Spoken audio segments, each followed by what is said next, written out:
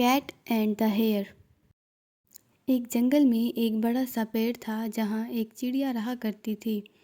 وہ چڑیا سب کی مدد کرتی تھی اور اس درخت پر رہنے والے باقی سارے جانور بھی اس چڑیا کو بہت پسند کرتے تھے۔ وہ چڑیا کھانے کی تلاش میں روزانہ صبح کو نکلتی تھی اور شام کو واپس آ جایا کرتی تھی۔ باقی سارے جانور بھی چڑیا پر نظر رکھتے تھے کہ وہ واپس آئی یا نہیں۔ ایک دن چڑیا باہر تو گئی لیکن وہ واپس نہ آئی۔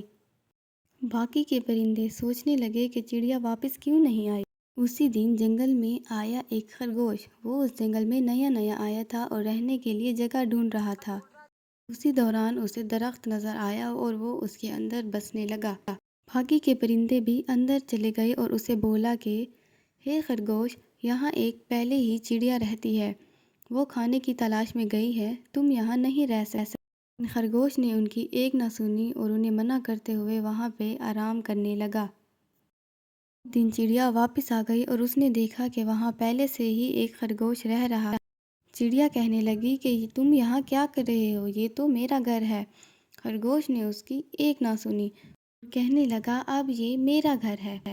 ثبوت کے طور پر باقی جانور بھی اکٹھا ہو گئے۔ اسی دوران ایک بلی کا وہاں سے گزر ہوا۔